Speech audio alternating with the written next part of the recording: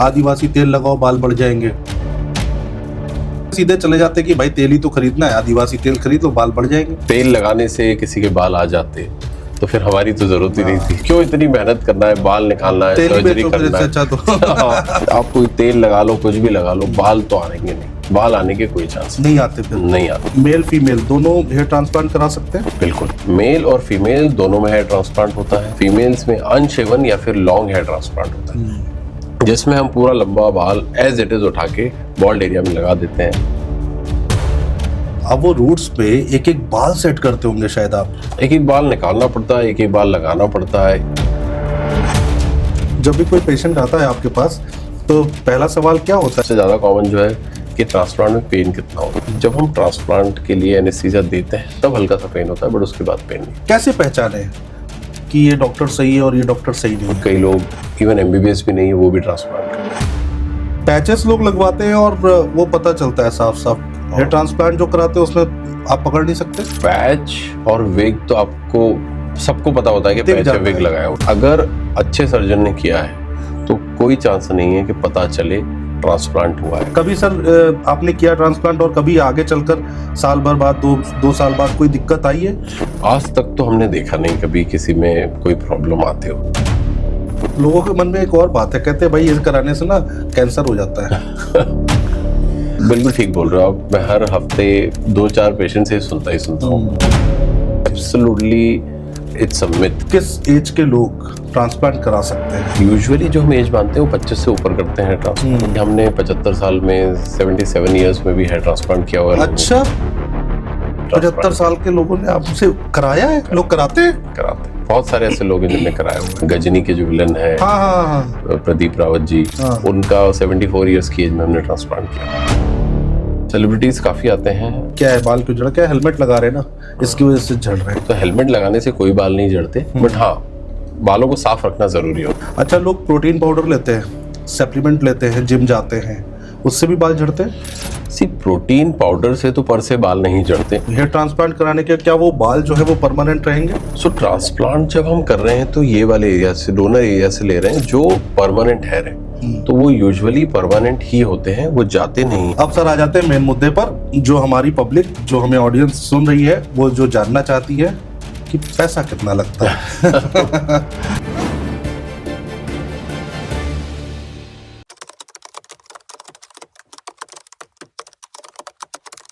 नमस्कार दोस्तों, मैं हूं आपके साथ अनुज श्रीवास्तव। आज का पॉडकास्ट बहुत खास होने जा रहा है। जैसा कि आपने देखा है हमारे चैनल्स पर अलग अलग फील्ड से हम जो मेहमान हैं उनको बुलाते हैं, जो लोग हैं उनको बुलाते हैं और कुछ नया जानने और सीखने की कोशिश करते हैं।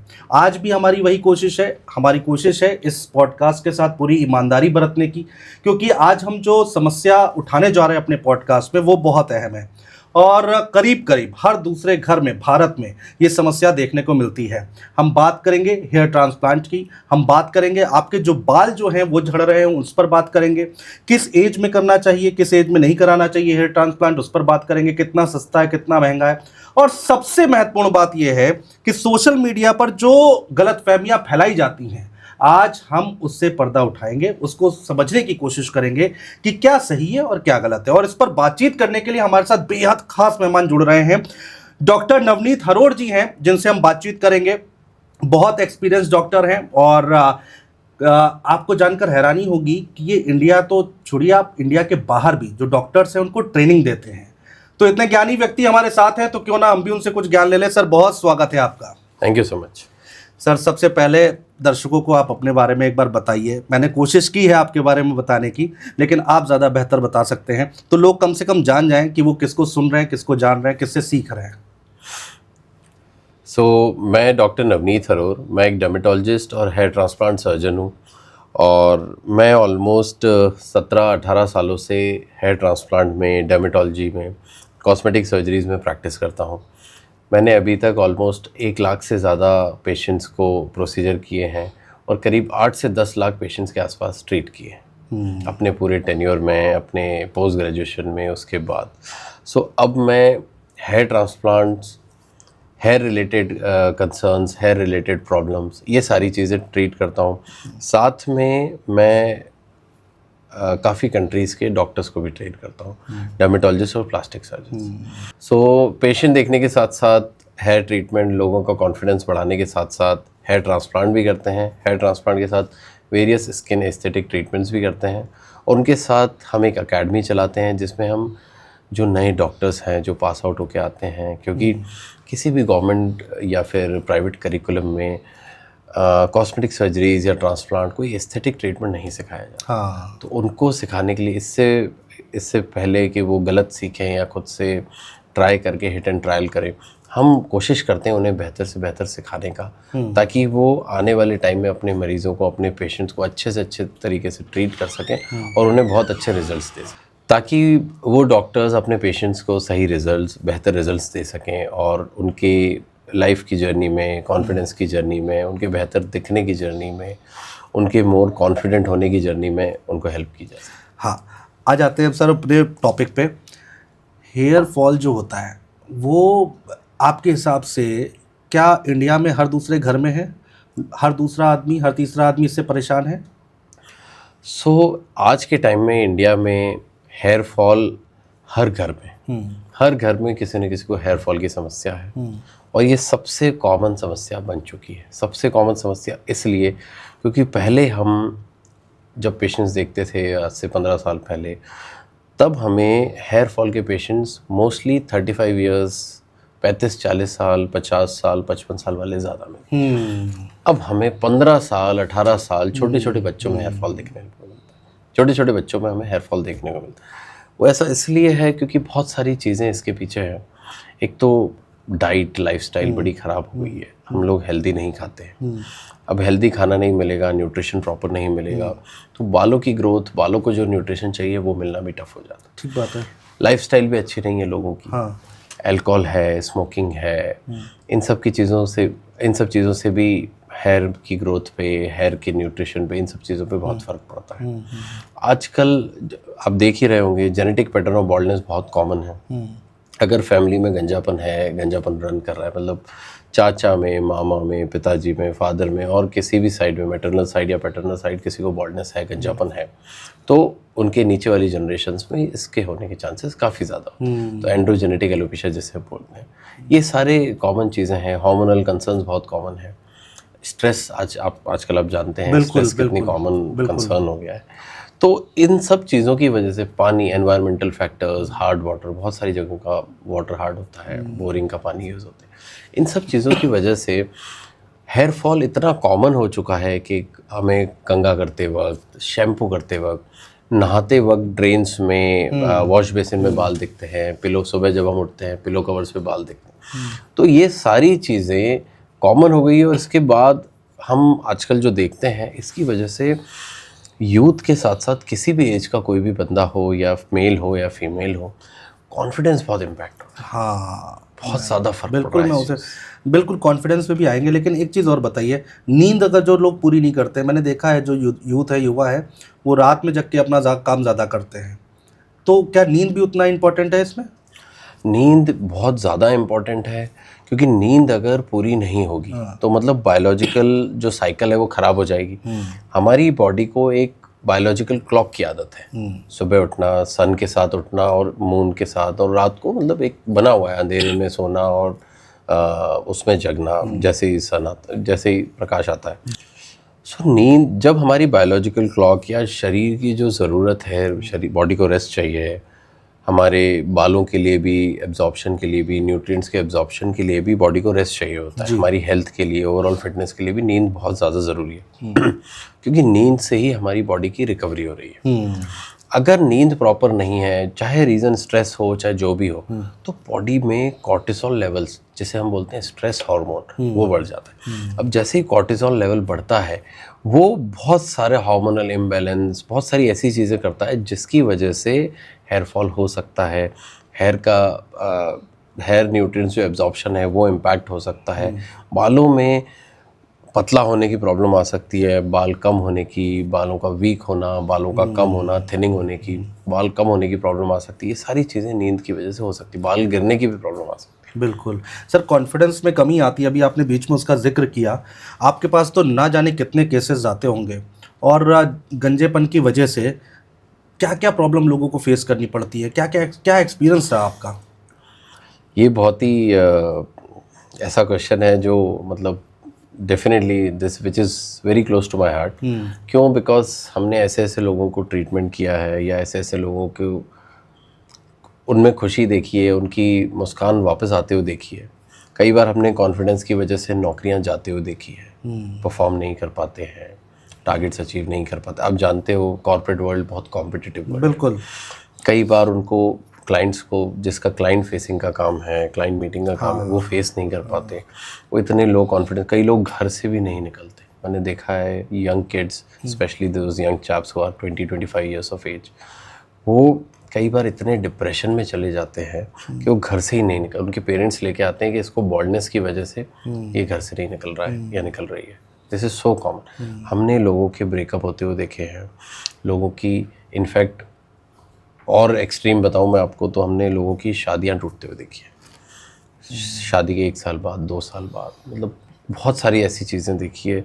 शादियों में रिजेक्शंस देखे हैं, इसकी वजह से शादी नहीं हो पा रही क्योंकि बाल कम है। Not even males only, males and females both, females में, मेल्स में, लड़के में, लड़कों में, लड़के में, सब में देखा है। और ये सारी चीज़ें हैं जो कॉन्फिडेंस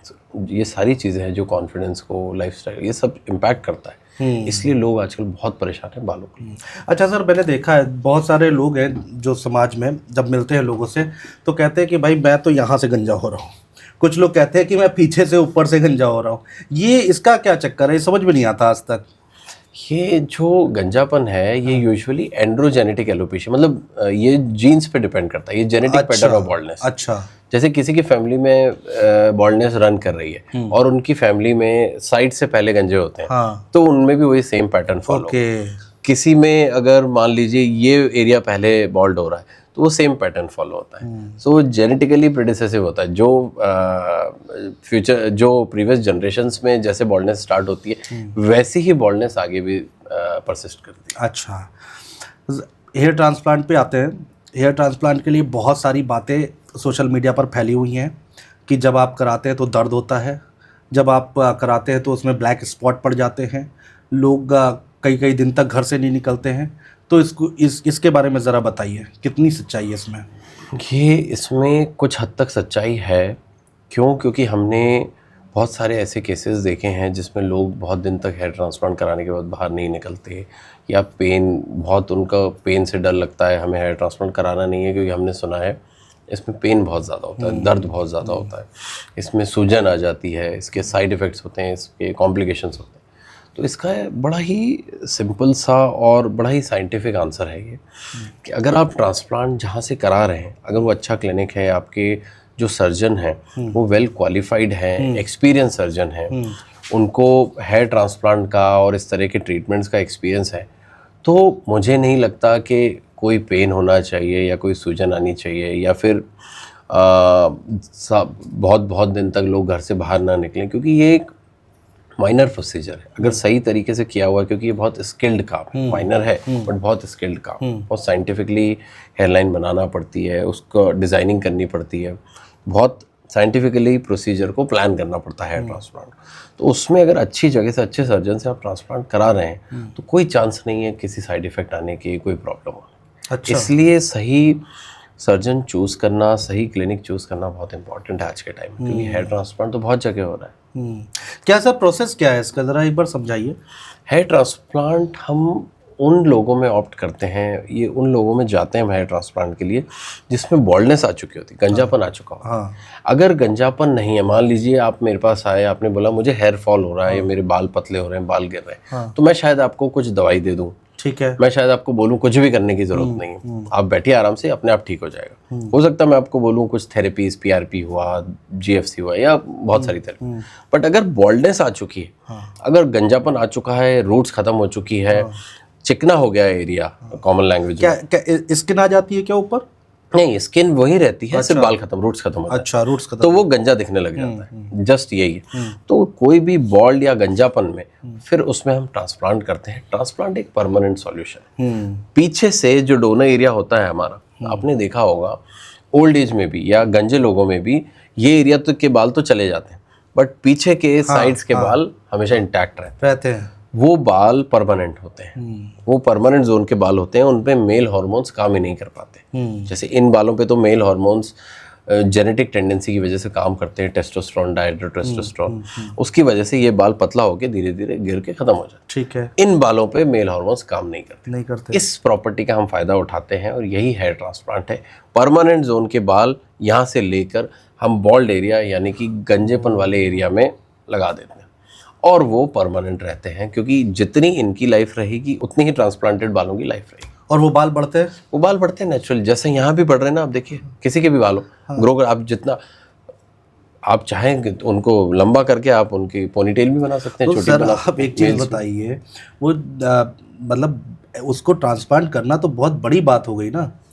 अब वो रूट्स पे एक एक बाल सेट करते होंगे शायद आप। एक एक बाल निकालना पड़ता है, एक एक बाल लगाना पड़ता है। बहुत ही फाइन और बहुत ही एस्थेटिकली स्किल्ड काम है।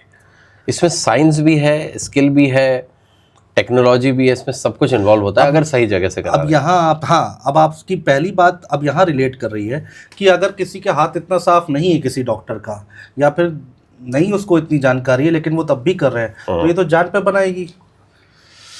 मतलब एक एग्जांपल है कि जान पे बनाएगी। बहुत आपने कई बार न्यूज़ में भी सुना होगा, देखा ही है कि कभी कभी कुछ साइड इफ़ेक्ट्स हो जाते हैं या फिर ट्रांसप्लांट के रिज़ल्ट अननेचुरल आ जाते हैं। कई पेशेंट्स हमसे आके बोलते हैं कि हमने ट्रांसप्लांट करवाया पर रिजल्ट तो आई नहीं। हाँ, हमारी हेयरलाइन बिल्कुल सीधी लग रही है, ऐसा लग रहा है कि कोई विग लगा दी हो, कोई पैच लगा दी हो, सामने से पता चल रहा है।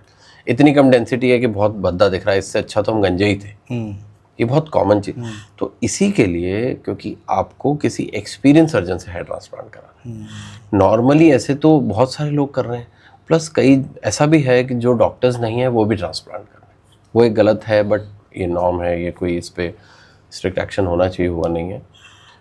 बट जो भी है, तो अगर आपने सही डॉक्टर को चूज़ किया है, जो एजुकेटेड हैं, क्वालिफाइड हैं, एक्सपीरियंस्ड हैं, उनके पेशेंट्स हैप्पी हैं, उनके रिजल्ट्स, उनके टेस्टिमोनी, मतलब जो भी वेरियस अवेलेबल चीज़ें हैं, हमें आजकल सोशल मीडिया, इंटरनेट बहुत कुछ मिल जाता है। अगर एक्सपर्टीज़ है तो आपके रिजल्ट अच्छे आएंगे, कोई साइड इफ़ेक्ट होने का कोई चांस नहीं है, नेचुरल लगेंगे।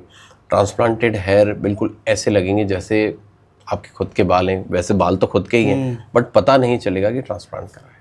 ट्रांसप्लांट सबसे इम्पोर्टेंट बात। आपका सक्सेस रेट क्या है? अभी तक तो 100% है। बहुत बढ़िया। बहुत बधाई इसके लिए आपको, पहली चीज़। और दूसरी चीज़ मैं आपसे ये जानना चाहता हूँ, कैसे पहचाने कि ये डॉक्टर सही है और ये डॉक्टर सही नहीं है? सबसे पहले तो उनकी क्वालिफिकेशन क्या है, वो एजुकेटेड हैं, क्वालिफाइड हैं या नहीं, क्योंकि कई लोग इवन MBBS भी नहीं है वो भी ट्रांसप्लांट कर रहे हैं। ये बहुत सारी चीज़ें हैं। तो अगर वो क्वालिफाइड हैं, उनकी प्रॉपर एजुकेशन है और वो उस चीज़ में एक्सपर्टीज़ है, हेयर ट्रांसप्लांट में, कॉस्मेटिक सर्जरीज़ में, हेयर ट्रीटमेंट्स में, और उनके जो पेशेंट्स हैं वो हैप्पी हैं, उनके रिव्यूज़ अच्छे हैं, उनके टेस्टिमोनियल अच्छे हैं, उनके पेशेंट्स हैप्पी हैं, उनके बारे में बात कर रहे हैं, तो वो सही जगह है ट्रांसप्लांट कराने के लिए। एक्सपीरियंस बहुत मैटर करता है। लेकिन सर दो चीज़ें हैं ना इंटरनेट पे, एक तो आप कह रहे हैं कि भाई डॉक्टर्स के बारे में पहले आप रेकी कर लो, पूरी रिसर्च कर लो।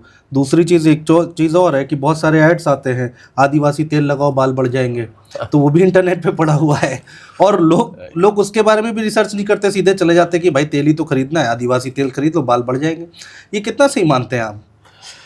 देखिए, अगर तेल लगाने से किसी के बाल आ जाते तो फिर हमारी तो ज़रूरत ही नहीं थी, सही बात किसी भी डॉक्टर की कोई ज़रूरत नहीं थी। फिर हम भी शायद डिबेट हो जाते अपने काम में कि हमें जब क्यों इतनी मेहनत करना है, बाल निकालना है, सर्जरी करना है। अच्छा तो तेल बेचो या किसी और स्पेशलिटी में ठीक बात है, प्रैक्टिस कर लो। गैस्ट्रो है, न्यूरो है, बहुत कुछ है, कार्डियो है। So why? क्योंकि ये मार्केटिंग गिमिक्स हैं, सोशल मीडिया हैक्स हैं बहुत सारे, और आजकल आपको पता है सोशल मीडिया का ज़माना है। जो एक बार दिख गया, जो एक बार पसंद आ गया, जिसकी मार्केटिंग अच्छी हो गई, वो ऐसे बिकता है कि मतलब आप रोक नहीं सकते उसको, वो आग की तरह फैलता है। तो ऐसे हमारे पास बहुत सारे पेशेंट आते हैं, हमने ये तेल लगाया, वो तेल लगाया, हम 6 महीने से तेल की मालिश कर रहे हैं, बट बाल नहीं आए। जो दावा करते हैं इस तरह का, उसमें कोई दम नहीं है आपके हिसाब से? साइंटिफिकली आप देखिए, बाल जेनेटिक टेंडेंसी या रीजंस, बहुत सारे रीजंस हैं, बहुत सारे कारण हैं जिसकी वजह से जा रही है। या तो हम कारण ठीक करें, और जो एंड्रोजेनेटिक एलोपेशिया है, जहाँ गंजापन आ चुका है, मतलब रूट्स खत्म हो गई है, आप कोई तेल लगा लो, कुछ भी लगा लो, बाल तो आएंगे नहीं। बाल आने के कोई चांस नहीं आते, फिर नहीं आते। बिना ट्रांसप्लांट के, बिना प्रत्यारोपण के बाल नहीं आ सकते।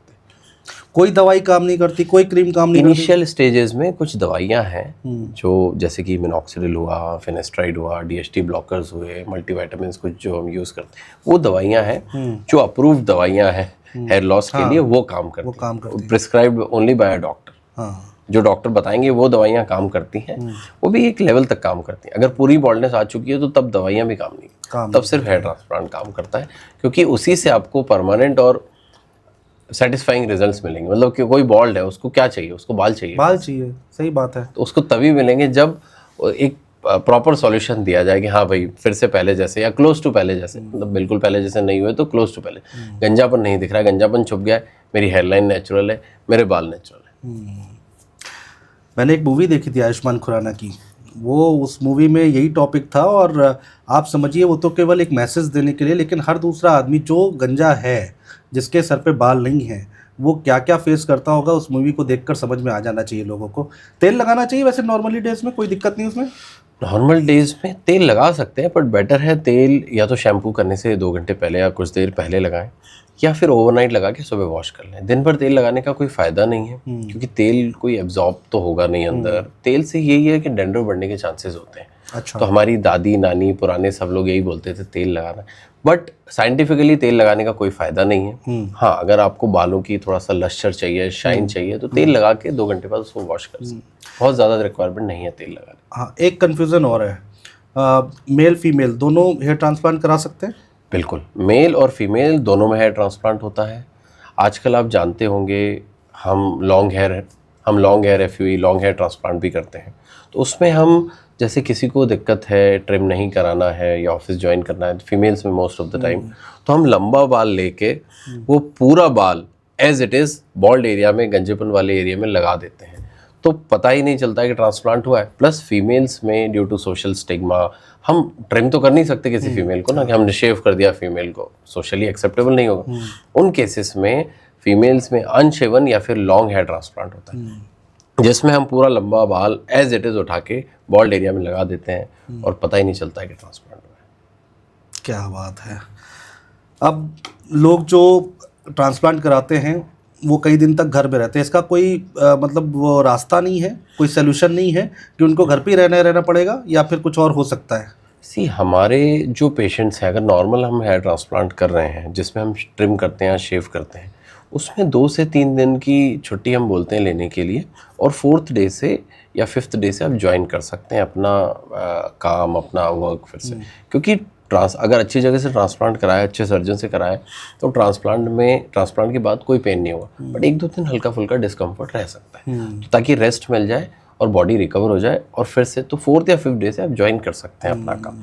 कुछ लोग ऐसे होते हैं जिनको जल्दी ज्वाइन करना है, या कुछ लोग ऐसे होते हैं कि मुझे तो बताना ही नहीं है ट्रांसप्लांट के बारे में, या मेरी तो मीटिंग्स होती है, I can't miss my meetings, I have a flight to catch, और बहुत सारे लोग होते हैं इंटरनेशनल ट्रैवल करते हैं, या तो उन लोगों के लिए long hair FUE long hair transplant बड़ा अच्छा ऑप्शन है। अच्छा, ये क्या है सर? उसमें हम लंबा बाल लेके, जैसे आपके पीछे के बाल हैं जो वो लेंथ के हैं, सेम लेंथ हम एक्सट्रैक्ट करते हैं और उसको बॉल्ड एरिया में लगा देते हैं, तो पीछे से पता ही नहीं चलेगा कुछ निकाला है, आगे भी पता नहीं चलेगा कुछ हुआ है, तो उसमें डाउन टाइम बहुत कम हो जाता है। क्योंकि अगर जो नॉर्मल शेवन ट्रांसप्लांट होता है जिसमें हम ट्रिम करते हैं, बॉल्ड करके करते हैं, उसमें दिखता तो है ही, 3 से 4 दिन तक टिश्यूज़ क्रस्टिंग हीलिंग हो रही होती है, तो वो सब दिखता है, थोड़ा सा डेड टिश्यू है ना। बट लॉन्ग हेयर ट्रांसप्लांट में ये सारी चीज़ें नहीं होती। लॉन्ग हेयर ट्रांसप्लांट में पता नहीं चलता है कि ट्रांसप्लांट हुआ है, तो हम काम को जल्दी रिज्वाइन कर सकते हैं, अपने वर्क को। बहुत सारे एक्टर्स, मॉडल्स, बहुत सारे ऐसे लोग होते हैं, हाँ, जिनको जाना ही जाना है, काम करना ही करना है, वो अपना काम रोक नहीं सकते, तो वो बहुत जल्दी उसमें जा सकते हैं। पैचेस लोग लगवाते हैं और वो पता चलता है साफ साफ। हेयर ट्रांसप्लांट जो कराते हैं उसमें आप पकड़ नहीं सकते। सो पैच और विग तो आपको सबको पता होता है कि पैच या विग लगाया हुआ है, कोई बोलेगा नहीं। हाँ, सामने अगर आप किसी के बैठे हैं, आपको पता है कि इस बंदे ने पैच या विग लगा रखा है, आपको पता होगा, बट आप बोलोगे नहीं उनको, बट पता सबको होता है। प्लस पार्टनर को भी पता होता है, या घर में फैमिली को भी पता होता है। जब पैच निकालते हैं तो कई बार ग्लो की वजह से दिक्कत, कुछ कभी कभी एलर्जी भी कुछ लोगों को, जिनकी सेंसिटिव स्किन में, उनको हो सकता है। तो पैच दिख तो रहा है पैच है, बट ट्रांसप्लांट अगर अच्छे सर्जन ने किया है तो कोई चांस नहीं है कि पता चले ट्रांसप्लांट हुआ है। हम जो ट्रांसप्लांट करते हैं उसमें 4 से 5 महीने के बाद या 3 से 4 महीने के बाद खुद जिसका ट्रांसप्लांट हुआ है वो भी नहीं बता सकता है कि ट्रांसप्लांट हुआ, कोई और कभी नहीं बोलता उनको कि ट्रांसप्लांट हुआ। क्या बात है। और नॉर्मल फिर जैसे लाइफ जी रहे हैं जैसे हम लोग हैं वैसे ही बिल्कुल सब कुछ वही वैसे ही शैम्पू, नहाना है, जैसे वैसे शैम्पू आपको करना। यस जैसे आपको हेयर कट लेना है, आपको लंबे करने हैं, अगर आपको लगता है स्पाइक्स करने हैं तो आप स्पाइक्स कर सकते हैं, लंबे करने हैं, मांग निकालनी है, चोटी बनानी है, कुछ लोग चोटी भी बनाते हैं। कभी सर आपने किया ट्रांसप्लांट और कभी आगे चलकर साल भर बाद 2 साल बाद कोई दिक्कत आई है?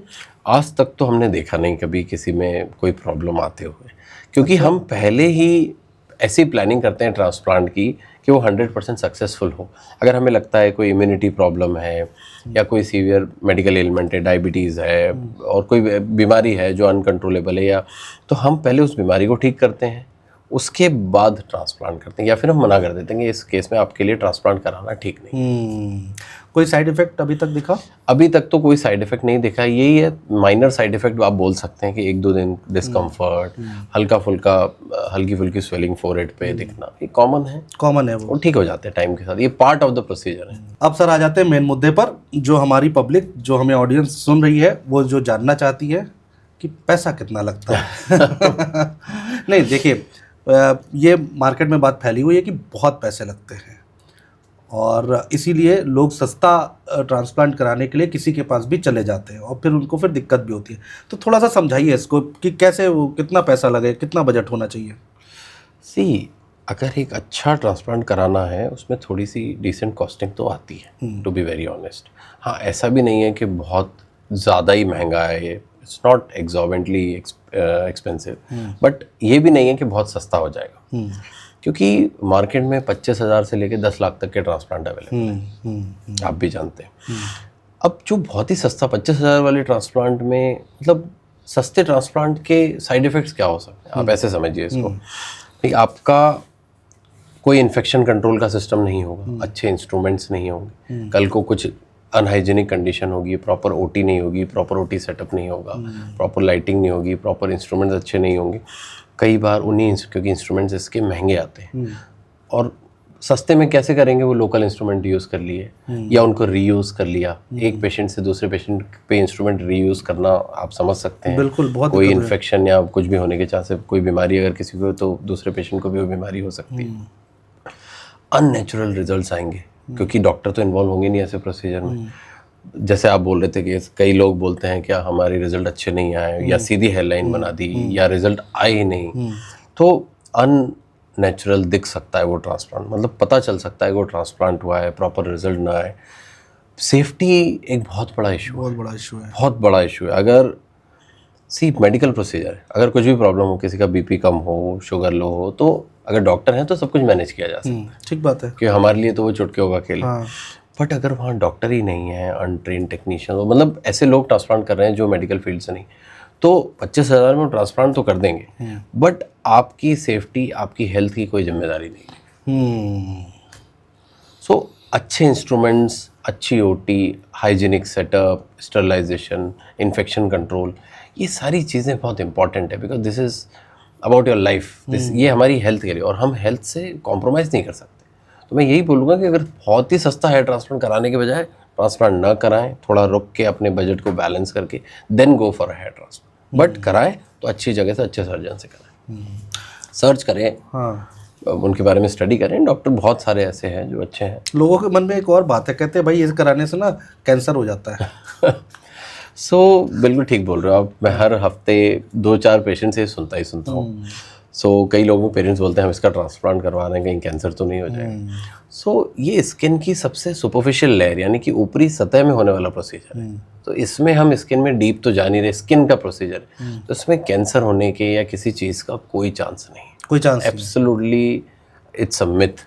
कोई चांस नहीं किसी बीमारी के होने, क्योंकि स्किन की सबसे सुपरफिशियल लेयर में काम हो रहा है, और हेयर जो है वो डेड पार्ट है, तो उसी की रूट पे हम काम कर रहे हैं। और कितने लाखों लोग यही सोच रहे हैं कि कैंसर हो जाएगा इसलिए नहीं करा रहे हैं।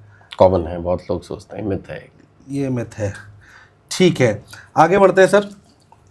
बच्चे जो अभी आपने जो पॉडकास्ट के स्टार्टिंग में कहा कि 15-15, 16-16 साल के बच्चे जिनके बाल झड़ रहे हैं, किस एज के लोग ट्रांसप्लांट करा सकते हैं या फिर बच्चे भी करा सकते हैं?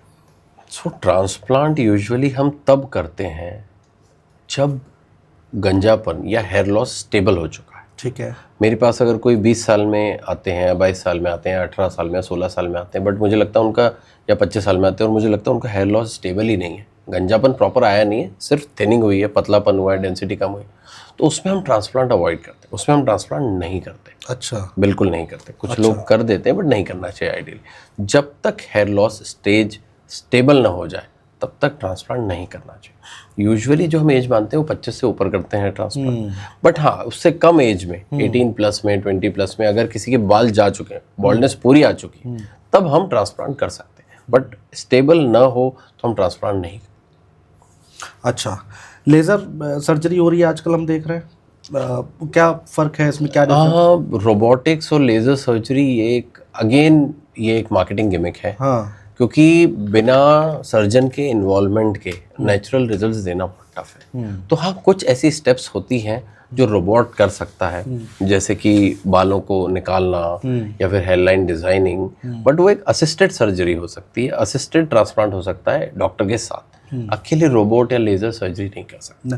आप कौन सी टेक्निक इस्तेमाल करते हैं? हम सारी टेक्निक्स जो अवेलेबल हैं मार्केट में वो यूज़ करते हैं, प्लस उसके साथ साथ बहुत सारी ऐसी एडवांस टेक्निक्स भी हैं हमारे पास, जैसे कि ultra receptive hair transplant, long hair transplant, जो विश्व की सबसे एडवांस टेक्नोलॉजी से किया जाता है। तो हम वो सारी चीज़ें भी यूज़ करते हैं ताकि हम बेहतर से बेहतर रिजल्ट दे सकें हमारे पेशेंट। अभी ऑफ द रिकॉर्ड आप बता रहे थे कि शायद इंडिया में पहला ट्रांसप्लांट आपने ही किया था? बहुत सारी ऐसी चीज़, जैसे पहला अल्ट्रा रिसेप्टिव हेयर ट्रांसप्लांट मैंने ही किया था, मैंने ही ये टेक्निक डिवाइस की थी सिंगापुर में।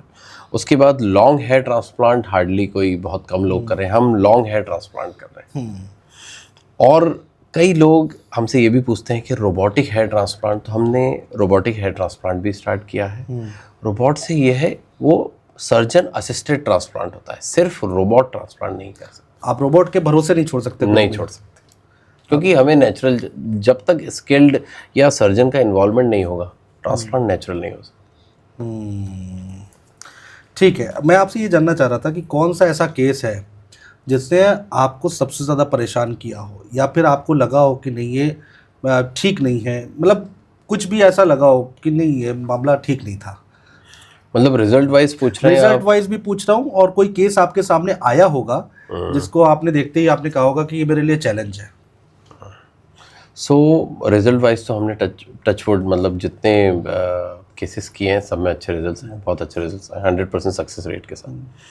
बट हाँ, अगर मैं चैलेंज में बात करूँ तो बहुत टाइम हमारे पास ऐसे केसेस आते हैं, बर्न केसेस आते हैं, स्कार्ड केसेस आते हैं।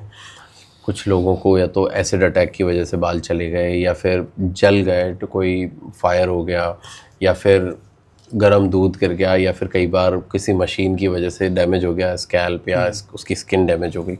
वो काफ़ी चैलेंजिंग केसेस होते हैं, क्योंकि उन केसेस में ब्लड वेसल्स ख़त्म हो चुकी होती हैं, ब्लड सर्कुलेशन ख़त्म हो चुका होता है उस एरिया में। तब हमें बड़ा उसको बहुत तरीके से, बहुत अच्छी प्लानिंग के साथ हमें ट्रांसप्लांट परफॉर्म करना पड़ता है। उसमें हम पहले पैच टेस्ट करके देखते हैं, एक जगह से बाल निकाल के एक छोटे से पैच में बाल लगा के देखते हैं कि वो ग्रो कर रहे हैं या नहीं। हमें लगता है वो अच्छे से ग्रो कर रहे हैं, तब हम पूरा ट्रांसप्लांट प्लान करते हैं। हाँ, जब भी कोई पेशेंट आता है आपके पास तो पहला सवाल क्या होता है, जो मतलब जो सबसे ज़्यादा लोग डरे होते हैं, जो गलतफहमियां लोग लेकर आते हैं, तो आप तो रोज़ फेस करते होंगे, फिर आप उनको बताते होंगे, समझाते होंगे, एक बार हमारे कैमरे पे भी बताइए।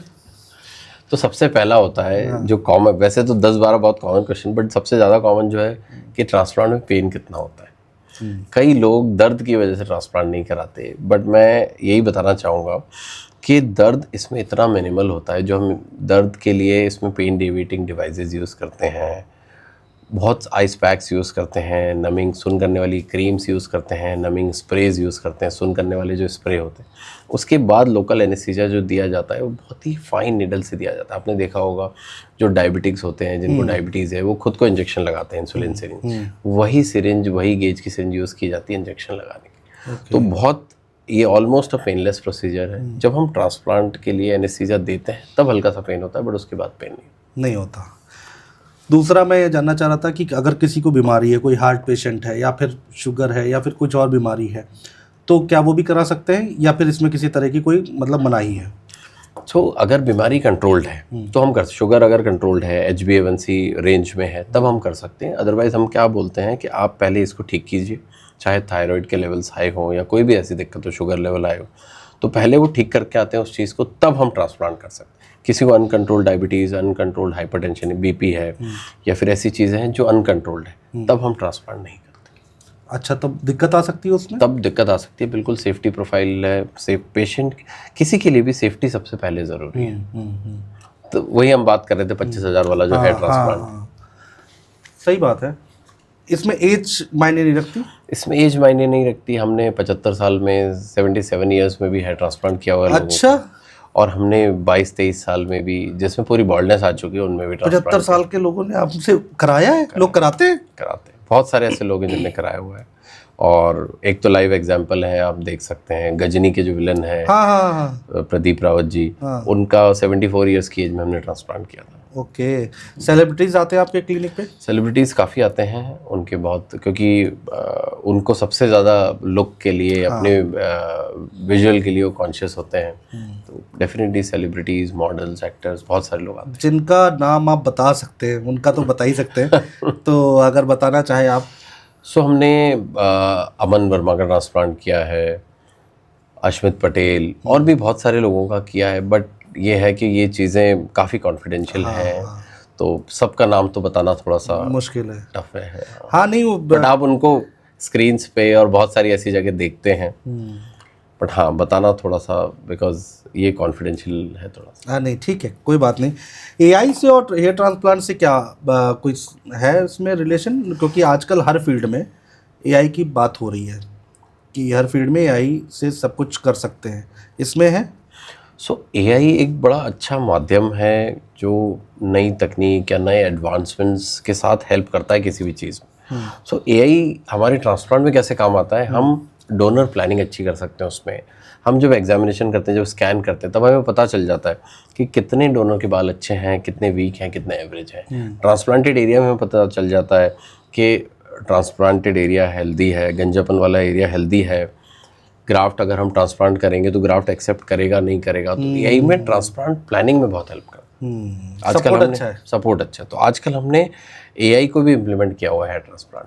अच्छा, हेलमेट लोग पहन के गाड़ी चलाते हैं और फिर जब हम उनसे पूछते हैं आपस में, जो जानने वाले लोग हैं, कि भाई क्या है, बाल क्यों झड़, क्या हेलमेट लगा रहे हैं ना, इसकी वजह से झड़ रहे हैं, तो ये सब भी मैटर करता है?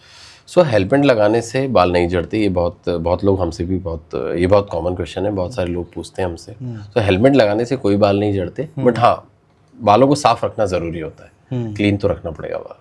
बट हाँ, हेलमेट लगाने से कोई बाल नहीं झड़ते। कोई बाल नहीं झड़ते, ठीक है। अच्छा, लोग प्रोटीन पाउडर लेते हैं, सप्लीमेंट लेते हैं, जिम जाते हैं, उससे भी बाल झड़ते हैं? सी, प्रोटीन पाउडर से तो पर से बाल नहीं झड़ते, बहुत सारी स्टडीज़ हुई हैं इसमें। बट जो एनाबॉलिक स्टीरॉइड्स होते हैं या बहुत स्ट्रॉन्ग हार्मोन्स होते हैं, उनकी वजह से बाल झड़ सकते हैं। तो बहुत सारे बॉडी बिल्डर्स में आपने देखा होगा बाल कम हो गए, तो वो बिकॉज ऑफ एनाबॉलिक स्टीरॉइड्स।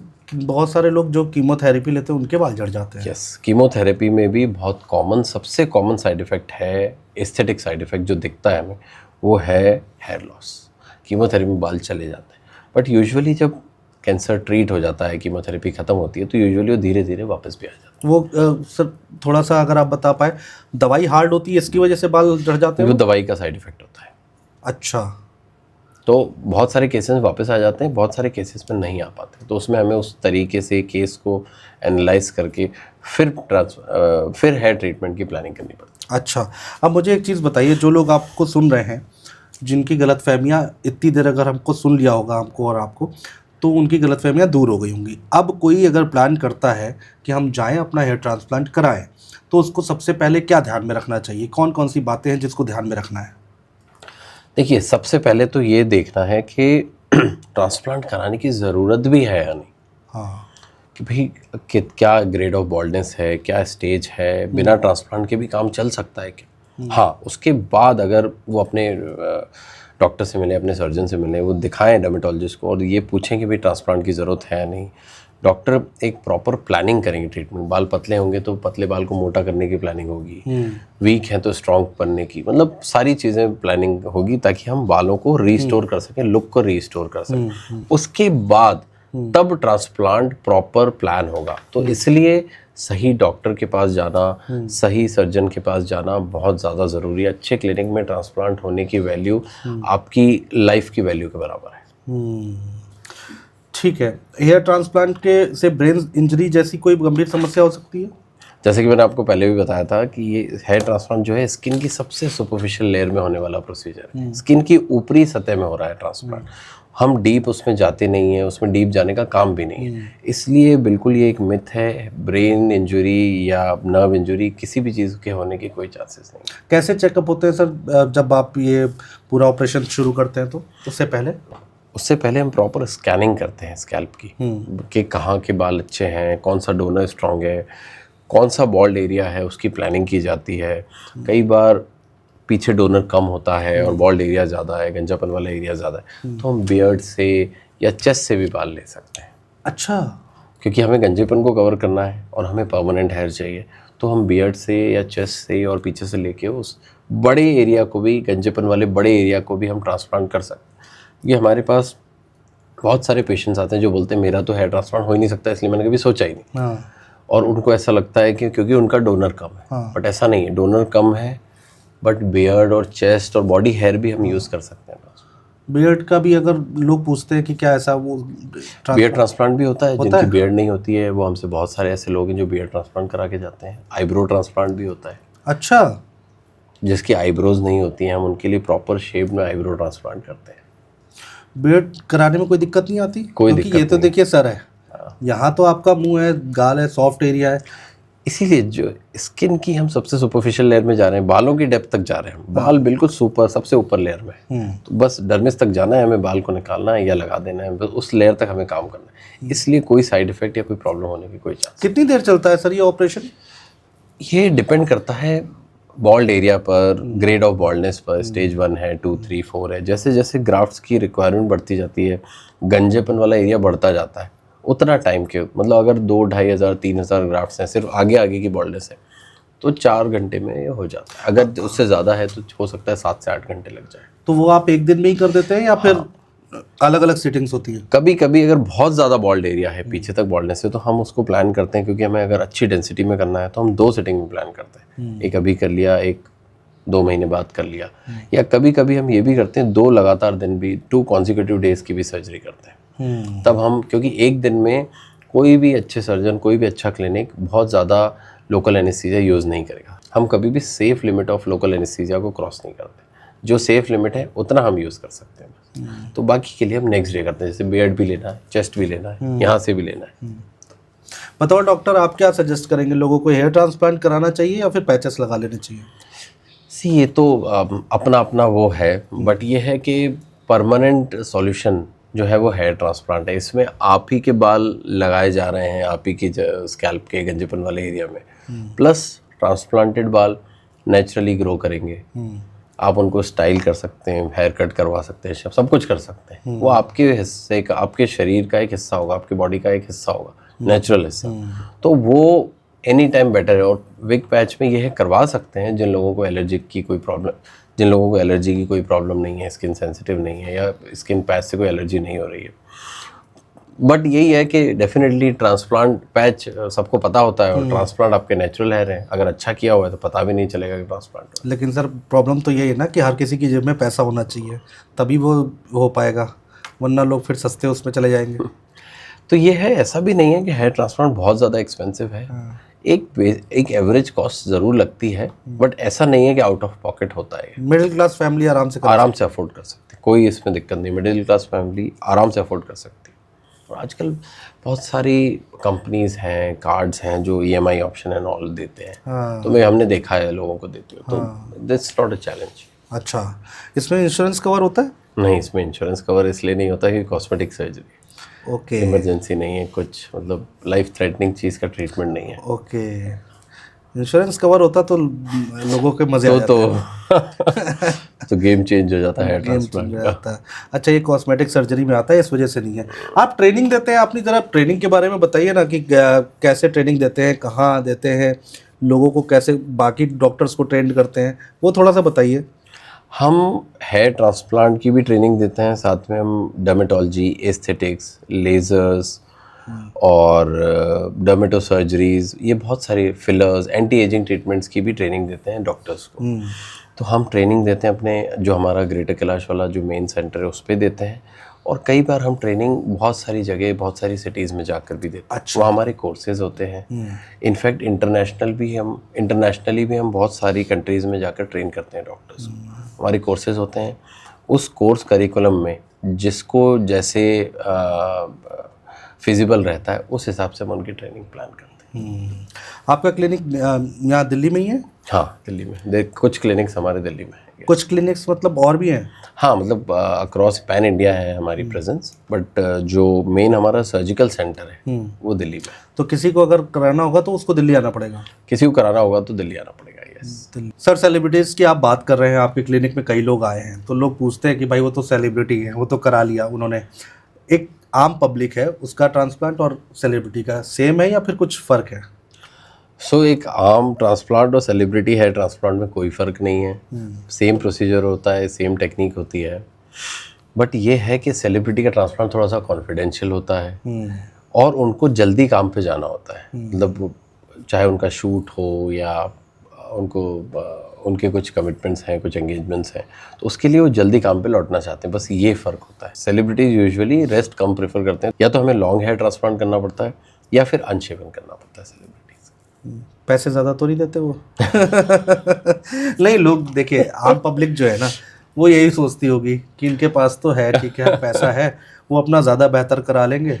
हमारा तो देखिए जो है, जितना बजट है उतने में उतने पैसे भी सेम ही होते हैं। पैसे भी सेम होता है, काम भी सेम होता है। काम भी सेम होता है। यस। ओके, अब ये बताइए कि किसी ने हेयर ट्रांसप्लांट कराया तो कितने दिन में रिजल्ट दिख जाएगा? उसके बाल की ग्रोथ कब, कितने दिन में आनी शुरू हो जाएगी? सो जब हम ट्रांसप्लांट कराते हैं तो ट्रांसप्लांट कराने के बाद 15 दिन से लेकर 45 दिन तक बाल गिरते हैं। ट्रांसप्लांटेड हेयर गिर जाते हैं 50 to 60%, 70% भी कई बार। बाकी hair as it is grow करना चालू कर जाते हैं। 3 मंथ्स में हमें विजिबल ग्रोथ दिखने लग जाती है कि ग्रोथ आ रही है। 5 से 6 महीने में आप बिफोर आफ्टर में कंपेयर कर सकते हैं कि पहले गंजापन था और अब नहीं है। वो ऑलमोस्ट खत्म हो जाता है, काफ़ी ग्रोथ आ जाती है और 1 साल में रिजल्ट्स कंप्लीट हो जाते हैं, पूरी ग्रोथ आ जाती है। पूरी आ जाती है, जैसे नॉर्मल इंसान की पहले से रहती है। मतलब मैं ये जानना चाहता हूँ उसकी ग्रोथ कितनी स्पीड में होती है? जैसे हम क्या है कि हम टाइम टू टाइम हमें हेयर कट लेना ही लेना है, क्या वो ट्रांसप्लांट के बाद भी होता है? 1 साल तक तो स्पीड थोड़ी स्लो रहती है, 1 साल के बाद सेम हो जाती है। जो स्पीड आगे वाले बालों की है, पीछे वाले कहीं भी हो, वो सेम पेस पे ग्रो करते हैं। एक कंफ्यूजन और है, हेयर ट्रांसप्लांट कराने के क्या वो बाल जो है वो परमानेंट रहेंगे? सो ट्रांसप्लांट जब हम कर रहे हैं तो ये वाले एरिया से, डोनर एरिया से ले रहे हैं जो परमानेंट हेयर है, तो वो यूजुअली परमानेंट ही होते हैं, वो जाते नहीं हैं, क्योंकि ये वाले बालों पे मेल हार्मोन्स टेस्टोस्टेरोन या डाइहाइड्रोटेस्टोस्टेरोन DHT काम नहीं करता। बट ऐसा नहीं है कि वो बिल्कुल परमानेंट है। एजिंग के साथ, नेचुरल एज के साथ वो धीरे धीरे हल्का पतला हो सकता है जेनेटिक्स के साथ। मान लीजिए जो आज आपने ट्रांसप्लांट कराया, 25 साल बाद हो सकता है थोड़े से बाल कम हो जाए, बालों में थिनिंग हो जाए, चांसेस है। एक चीज़ मुझे और समझनी है, आपने यूजुअली परमानेंट होते हैं। परमानेंट होते हैं। आपने यहाँ से बाल लिए और यहाँ लगाए, ये वाले बाल तो पुराने ही रहे। हाँ, तो ये तो अपने वक्त के साथ खत्म हो सकते हैं ना, क्योंकि ये तो ओरिजिनल है। यस। तो ये जो एरिया है ये परमानेंट जोन माना जाता है, इस पे मेल हार्मोन्स काम ही नहीं करते हैं। अच्छा, इसलिए बाल नहीं गिरते। ओके, इसीलिए हम ये वाला बाल लेके यहाँ लगा रहे हैं बॉल्ड एरिया में, गंजेपन वाले एरिया में। तो यहाँ वाला अगर ये परमानेंट है, लेकिन हाँ प्रॉब्लम यहाँ नहीं होगी, ज़्यादा नहीं होगी? नहीं होगी, नहीं होगी, क्योंकि उस पर रिसेप्टर ही नहीं होता है। तो हार्मोन एक्ट तब करेगा जब वो एक रिसेप्टर मिलेगा उसको। रिसेप्टर है ही नहीं। जैसे आप ऐसे समझिए ताला और चाबी, अगर ताला ही नहीं है तो चाबी लगेगी कहाँ? ऐसे मेल हार्मोन चाबी है, अगर उसको इन बालों में ताला ही नहीं मिलेगा तो कहाँ से लगेगा? एक आखिरी सवाल आपसे है कि घर में लोग जो हैं, जो लोग हमें सुन रहे हैं, जिनके बाल झड़ रहे हैं, क्योंकि आप अच्छे से बेहतर बता पाएंगे, आप एक्सपर्ट हैं, तो कोई घरेलू नुस्खा या फिर घर में क्या वो चीज़ करें या फिर क्या चीज़ें ना करें अपने बालों की केयर करने के लिए? सो इसमें सबसे इम्पॉर्टेंट चीज़ है कि अपनी डाइट अच्छी रखें। हेल्दी बैलेंस डाइट रखना है, मतलब हरी सब्जियाँ, green leafy vegetables, fruits, balance diet रखना है। प्रोटीन रिच डाइट लेना है। प्रोटीन डेफिशिएंट डाइट में भी हेयर लॉस होने के चांसेस होते हैं। प्रोटीन रिच डाइट लेना है, बैलेंस डाइट लेना है, लाइफस्टाइल अच्छी रखना है, स्मोकिंग, अल्कोहल, ये सारी हैबिट से बचना है, एक्सरसाइज करना है, स्ट्रेस अवॉइड करना है, स्लीप साइकिल रेगुलर होना चाहिए, प्रॉपर 6 to 8 आवर्स की स्लीप लेना है। इन सारी बहुत ज़्यादा होम रेमेडीज़ करने से कुछ फ़ायदा नहीं होता है, बट बालों को साफ़ रखना है, क्लीन रखना है, केमिकल्स अवॉइड करने हैं। जैसे लोग हेयर वैक्स और जेल और बहुत हीट बेस्ड ट्रीटमेंट करते हैं, वो अवॉइड करना है। वो बहुत ज़्यादा यूज़ नहीं करना है क्योंकि उससे भी बाल डैमेज होते हैं। शैम्पू रोज करना चाहिए? शैम्पू रोज़ कर सकते हैं अगर जेंटल शैम्पू है तो। अच्छा, sulphate free, paraben free, gentle shampoo है तो रोज़ कर सकते हैं। ओके, ठीक है सर, बहुत अच्छा लगा आपसे बात करके। और लोगों की तो गलतफहमियां दूर हुई होंगी, मेरी खुद की बहुत सारी जानकारी बढ़ी है, उसके लिए थैंक यू सो मच। बहुत अच्छा लगा आपसे बात करके, बहुत जानकारी मिली। थैंक यू हमारे स्टूडियो आने के लिए, बहुत शुक्रिया।